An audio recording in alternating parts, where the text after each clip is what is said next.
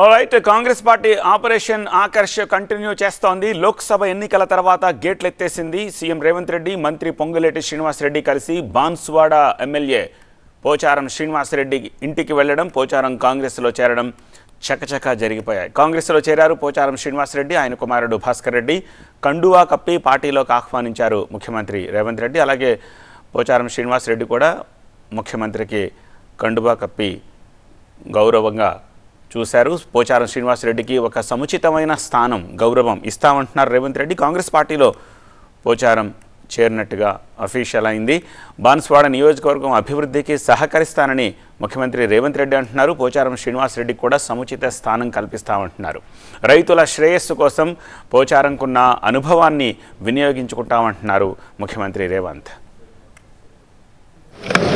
అభివృద్ధి సంక్షేమం విషయంలో మొదటి నుంచి పాటుపడి వాళ్ళ పక్షాన నిలబడ్డ పెద్దలు పోచారం శ్రీనివాసరెడ్డి గారు ఈ ప్రభుత్వంలో భాగస్వాములై రైతుల సంక్షేమం కోసం ప్రభుత్వం చేపట్టే చర్యలలో భాగంగా వారి సలహాలు సూచనలు తీసుకుంటే తెలంగాణ రాష్ట్ర రైతాంగానికి మేలు జరుగుతుందన్న ఆలోచనతోటి వారిని కలిసి ప్రభుత్వానికి సహకరించి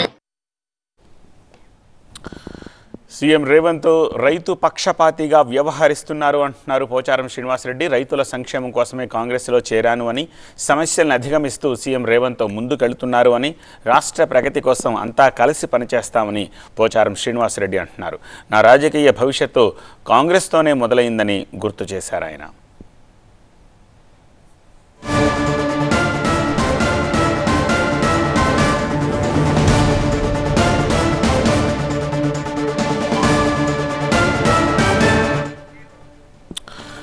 బ్రేకింగ్ చూస్తున్నాము. తెలంగాణ మాజీ స్పీకర్, బాన్సువాడ ఎమ్మెల్యే పోచారం శ్రీనివాసరెడ్డి ఇంటికి ముఖ్యమంత్రి రేవంత్ రెడ్డి కొద్దిసేపటి క్రితం వెళ్ళినప్పటి విజువల్స్. ఆయనను కాంగ్రెస్లోకి ఆహ్వానించారు. సీఎం వెంట మంత్రి పొంగిలేటి శ్రీనివాసరెడ్డి కూడా ఉన్నారు. అంతకుముందు రేవంత్కు పోచారం శ్రీనివాసరెడ్డి శాలువ కప్పి స్వాగతం పలికారు. సో బీఆర్ఎస్ మాజీ ఎమ్మెల్యే బాల్క సుమన్తో పాటు మరికొందరు పార్టీ నేతలు పోచారం ఇంటికి వెళ్లారు. ఈ విషయం తెలిసి ఆ విజువల్స్ కూడా చూస్తున్నారు right side. CM Revanth Reddy అక్కడే ఉన్న సమయంలోనే ఈ నిరసనకు దిగారు బాల్క సుమన్, మరికొంతమంది నేతలు. ఈ క్రమంలో బీఆర్ఎస్ కాంగ్రెస్ నేతల మధ్య తోపులాట జరిగింది. పోలీసులు వాళ్లను వారించే ప్రయత్నం చేస్తోన్న దృశ్యాలు కూడా స్క్రీన్లో చూస్తున్నాము. ఆ తర్వాత బాల్క సుమన్ని, బీఆర్ఎస్ నేతల్ని పోలీసులు అదుపులోకి తీసుకున్నారు. ఆ తర్వాత పోచారం శ్రీనివాసరెడ్డి, ముఖ్యమంత్రి రేవంత్ రెడ్డి ఆయన నివాసం నుంచి బయటకు వచ్చి కాంగ్రెస్ పార్టీలో చేరినట్టుగా అఫీషియల్గా ప్రకటించారు. ఆయనకు సముచిత స్థానం ఇస్తాము, ఆయన అనుభవాన్ని ఉపయోగించుకుంటామని ముఖ్యమంత్రి రేవంత్ రెడ్డి అన్నారు.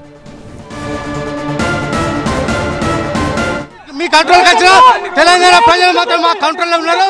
రేపటికెళ్ళి ఎవరు బయట తిరగానే, పార్టీ మారిన ఎమ్మెల్యేలు ఎవరు కూడా మేము తిరగానే ఖచ్చితంగా అడ్డుకుంటాం. అడుగునే వాళ్ళకి నిరసన తెలిపే కార్యక్రమం ఖచ్చితంగా చేపడతాం. మా పార్టీని ఎవరు కూడా ఏం చేయలేరు. ఎమ్మెల్యేలు లోపరుచుకున్నంత మాత్రాన, ఎమ్మెల్యేలు తీసుకున్నంత మాత్రాన మా పార్టీ ఆత్మస్థైర్యాన్ని, మా నాయకుల ఆత్మస్థైర్యాన్ని మాత్రం మీరేం దెబ్బతీయలేరు. ఖచ్చితంగా మేము చూపిస్తాం, నిరూపిస్తాం.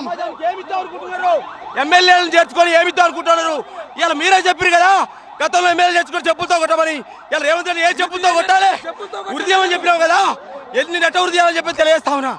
ఇలా కాంగ్రెస్ పార్టీ అప్రజాస్వామిక వైఖరి సిగ్గు నిజామాబాద్ జిల్లాలో కానీ మీకు ఎక్కడైనా చూడండి, అసలు డిపాజిట్లే లేవు వాళ్ళకు. సో పార్లమెంట్లో డిపాజిట్లు పోయినాయి, అసెంబ్లీ సీట్లు ఓడిపోయినరు. ఇక అంత అయిపోయినాక ఇక కేసీఆర్కి ఉన్నదేంది, వాళ్ళ దగ్గర పనిచేసేది ఏంది? ఆయన పోయి ఫామ్ హౌస్లో వండుకున్నాడు. 10 సంవత్సరాల ఫామ్ హౌస్లో వండుకుండు, ఇప్పుడు పోయి ఫామ్ హౌస్లో వండుకోండు. అంటే ఎవరికన్నా సెల్ఫ్ రెస్పెక్ట్ ఉన్నోళ్ళు ఒక నాయకుని పార్టీ ఆఫీస్లన్నా కలుస్తారు, లేకపోతే వాళ్ళ ఇంట్లోనే కలుస్తారు, ఫామ్ హౌస్లో కలుస్తారు. రాజకీయ నాయకులు రాష్ట్రంలో ఎప్పుడన్నా ఫామ్ హౌస్ల నుంచి పరిపాలన సాగిందా? ఇప్పుడు కూడా మా ఎమ్మెల్యే, మా సొంత పార్టీ ఎమ్మెల్యేని మేము కలవడానికి వచ్చాము, ఏంది అభ్యంతరం ఏంది, మా ఎమ్మెల్యేని మేము కలవకూడదా అని అడుగుతాం. ఇన్ని రోజుల నుంచి గడిబీకిర్రా, మరి ఇవాళనే వచ్చిండా? ఇవన్నీ లంగేశాలు బయట పోయి వేసుకోవాలి, ఇవాళ కాదు. వాళ్ళ శాసనసభ్యులే వాళ్ళు చెప్తున్నారు, మా కేసీఆర్ మీద పూర్తి నమ్మకం పోయింది.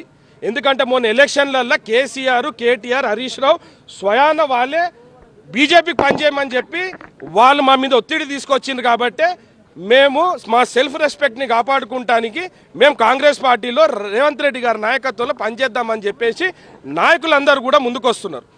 ఎందుకంటే మొన్న మొత్తం బ్లాంకెట్గా మన టీఆర్ఎస్ ఓటు అంతా బీజేపీకి వేసేయండి, బీజేపీకే పనిచేద్దామని చెప్పేసి ఊడికం చేస్తున్నారు వాళ్ళు. అది మా నాయకులు బీఆర్ఎస్ ఎమ్మెల్యే మేము మా పార్టీ నేతలను కలవడానికి వచ్చినా ఎందుకు అభ్యంతరం, ఎందుకు అడ్డుకుంటున్నాం? ఇవాళనే ఉన్నదా ఒక ఎమ్మెల్యే దగ్గరకు, ఒక ఎంపీ దగ్గరకు ఒకసారి అపాయింట్మెంట్ తీసుకొని పోవాలి. ఇన్ని రోజుల నుంచి రానోడు ఇవాళ ఎందుకు వచ్చిండు? కావాలంటే వీళ్ళందరికీ వాళ్ళకు కడుపులో మంటలు వేస్తున్నది. ఎందుకంటే వాళ్ళకి దిక్కుదికానం లేదు. దిక్కుదికానం లేని కొడుకులు అందరు కలిసి ఇట్లాంటి ఏదో టైంపాస్ చేద్దామని చేస్తున్నారు. ఏమైనా ఉంటే రువాబ్గా రావాలి, రువాబ్గా పోవాలి. దొంగసాటిన రావాల్సిన అవసరం ఏముంది? ఇవాళ మీ ఇంట్లో దావాతే అవుతుంది, పిల్లని పేరంటానికి వస్తావా నువ్వు? నేను ఒకటి చెప్తున్నాను, ఇట్లాంటి వాళ్ళు అల్లరి మొక్కలు, ఇట్లాంటి వాళ్ళని పెట్టుకొని కేసీఆర్ సంకనాకిపోయిండు. కాబట్టి ఇట్లాంటి వాళ్ళని సంకనాకిపోయిన వాళ్ళని అందరు ఇంకా ఎంబడి పెట్టుకుంటే ఇట్లానే తయారవుతాడు. రాష్ట్ర ప్రజలు దీన్ని అంతా గమనిస్తున్నారు. ప్రజాస్వామ్యాన్ని కూలి చేస్తుంది ముఖ్యమంత్రి.